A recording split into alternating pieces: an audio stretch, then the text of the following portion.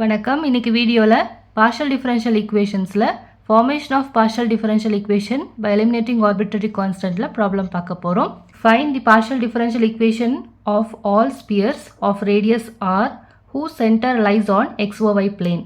partial differential equation கண்டுபிடிக்க சொல்லி கேட்டிருக்காங்க.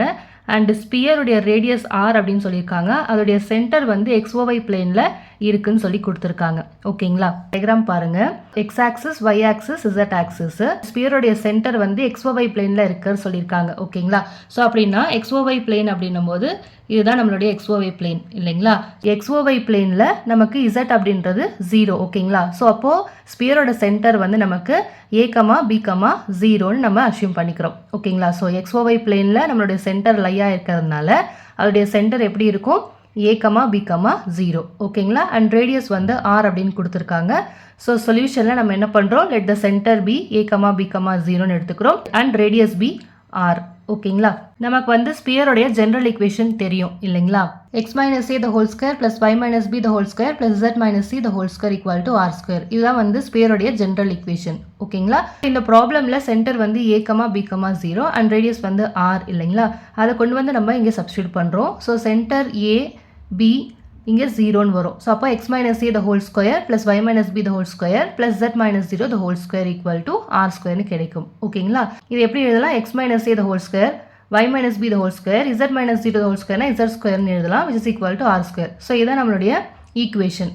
ஓகேங்களா, ஸோ நமக்கு ப்ராப்ளமில் ஈக்குவேஷன் கொடுக்கல. இப்போ நம்ம என்ன பண்ணியிருக்கோம்? Sphere of radius R and who centre lies on XOY plane. So அந்த கொஷின் பொறுத்து நம்ம என்ன பண்ணியிருக்கோம்? ஈக்குவேஷனை ஃபார்ம் பண்ணிட்டோம். இப்போ இந்த ஈக்குவேஷனை தான் நம்ம வந்து டிஃபரன்ஷியேட் பண்ண போகிறோம் partially with respect x and y.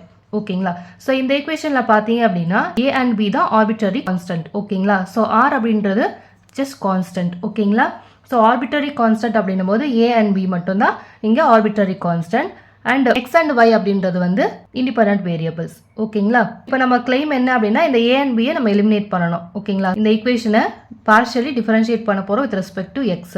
ஓகேங்களா, ஸோ பார்ஷியல் டிஃபரன்ஷியேஷன் பொறுத்த வரைக்கும் எக்ஸை பொறுத்து டிஃபரன்ஷியேட் பண்ணும்போது ஒய்யை வந்து கான்ஸ்டன்ட்டாக ட்ரீட் பண்ணணும். ஓகேங்களா, ஸோ அப்போ இந்த ஈக்குவேஷனில் X minus A the whole square differentiate பண்ணால் 2 × x minus ஏன்னு கிடைக்கும். ஸோ எக்ஸை டிஃபரன்ஷியேட் பண்ணால் 1 கிடைக்கும்.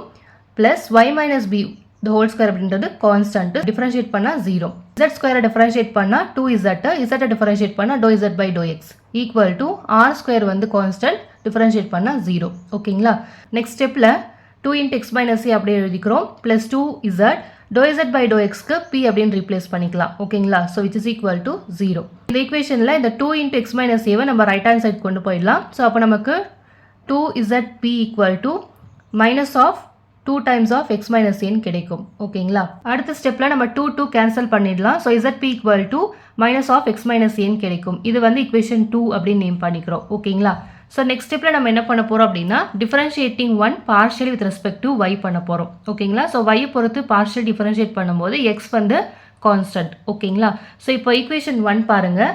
இந்த equationனை y பொறுத்து டிஃபரன்ஷியேட் பண்ணும்போது இந்த ஃபர்ஸ்ட் டேர்ம் நமக்கு 0. ஓகேங்களா, இங்கே y minus b the whole square differentiate பண்ணீங்க அப்படின்னா 2 × y minus b வரும். y டிஃபரன்ஷியேட் பண்ணால் 1. ஓகேங்களா, ப்ளஸ் z ஸ்கொயர் டிஃபரன்ஷியேட் பண்ணால் 2z, z டிஃபரன்ஷியேட் பண்ணால் dou z by dou y கிடைக்கும். Which is equal to r square வந்து கான்ஸ்டன்ட், ஸோ 0 ஆகிடும். ஓகேங்களா, இங்கே நம்ம எழுதியிருக்கோமா? ஸோ அடுத்த ஸ்டெப்பில் நம்ம என்ன பண்ணலாம் அப்படின்னா இந்த dou z by dou yக்கு q அப்படின்னு ரீப்ளேஸ் பண்ணிக்கலாம். ஸோ மற்ற டேர்ம்ஸ் அப்படியே எழுதியிருக்கோம். ஸோ நெக்ஸ்ட் ஸ்டெப்பில் லெஃப்ட் ஹேண்ட் சைடில் இந்த 2zq அப்படியே நம்ம வச்சுக்கிறோம். இந்த 2 × y minus b right hand சைடில் கொண்டு போனீங்க அப்படின்னா minus of 2 × y minus b கிடைக்கும். ஓகேங்களா, நம்ம என்ன பண்ணலாம்? 2 கேன்சல் பண்ணிடலாம். So that zq equal to minus of y minus b கிடைக்கும். ஸோ அதை equation 3 அப்படின்னு நேம் பண்ணிக்கிறோம். ஸோ இப்போ equation 2 and 3 வந்து நம்ம equation 1ல சப்ஸ்டியூட் பண்ண போகிறோம். equation 1 பாருங்க, x minus a the whole square plus y minus b the whole square plus z square equal to r square இல்லைங்களா.